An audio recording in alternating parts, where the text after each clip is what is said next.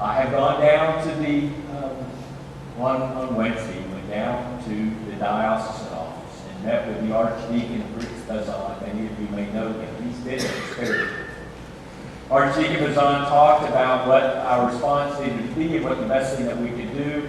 Father Smith-Millon is flew down on Friday to the Dominican Republic and is taking visitors in from the Dominican Republic side in order to get in to the church and be able to talk to the parishioners that are there. You see, we have a church now. We have a very large church. I believe there are about 168 congregations in Haiti. That's twice what we have here in Southeast Florida. We have a cathedral down there, Trinity Cathedral. It is called. The bishop down there, Bishop Duracent, is homeless. The Archbishop of the Roman Catholic Church died in his cathedral. There is a convent down there, an Episcopal convent. It is gone. There is a school down there. It is gone. It affects not just the people of Haiti. It affects us as Episcopalians, as Anglicans. It affects us as human beings here sitting in these pews. My hope is that we will not turn back as the headlines say, which they will. If this is the hot story, in 3 weeks it won't be. It will go down below the fold, then it will start to appear on page 2 and page 3. We need to keep this on the front burner. Our response is very quick and swift, but it also needs to be sustained. There are things that are going to need to take place in 1 year, in 2 years, in 3 years. My hope as a community that we will be able to step up and continue to do that. There are people much better equipped than we are to go down and provide immediate relief. But there is no one better equipped than we are to go down in a year, or 6 months, or 2 years and help to rebuild. To be able to rebuild a community, to be able to rebuild lives, and to be able to welcome back our very own parishioners. While I was down at the diocesan office on Wednesday, I sat down after we had met, and we were sitting down and sharing sandwiches. And Father Azan, who is not a man of many words, mentioned, he said, I sure hope that we don't get a lot of repercussions from this and that we don't get other people who start to talk about the Haitian people in a negative way. And I asked him, I said, well, who would do that? What are you talking about? And he said, my fear is that some televangelist will go on television and talk about voodoo or about some of the things of the Haitian culture that may seem unchristian to some. And I looked at him, I said, he's already done that once before, he certainly will do that again. I think he learned his lesson. And we were talking about hat robbers.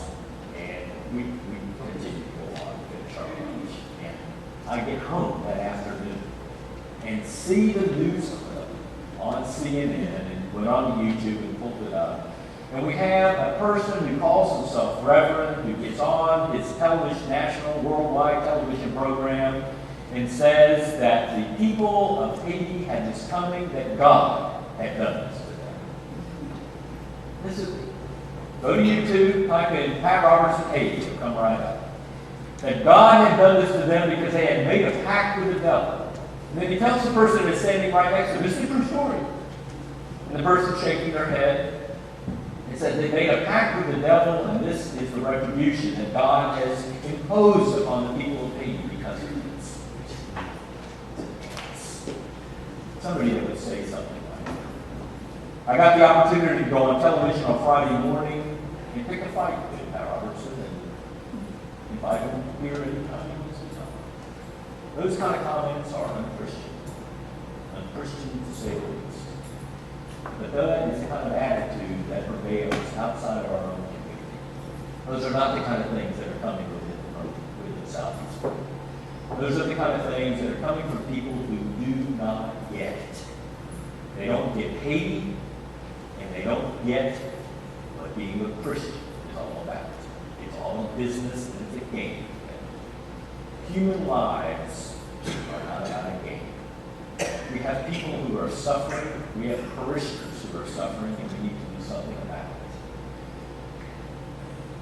During the announcements, I will ask Ron and David to come up, and we'll just talk briefly, very briefly, about what it is we're doing and what our hopes are for the very near future. But as we understand, I cannot help but when I hear Bruce with our reading this morning from Isaiah, when he repeats, "You shall no more be termed forsaken, and your land shall no more be termed desolate, but you shall be called my delight is in you."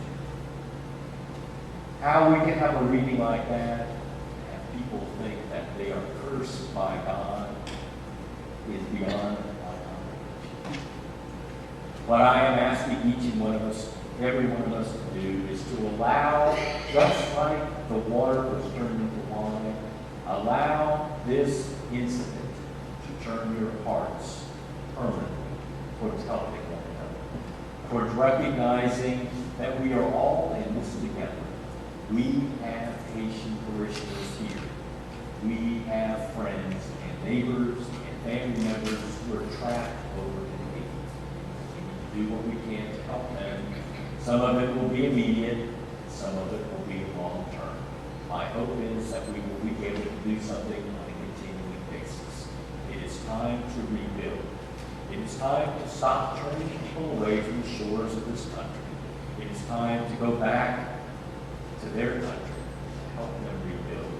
That is what God is asking us to do. That is what Paul is talking about in 1 Corinthians when he says that you need to recognize each and every person in this place of Corinth, that you all, God has given each and every one of you gifts.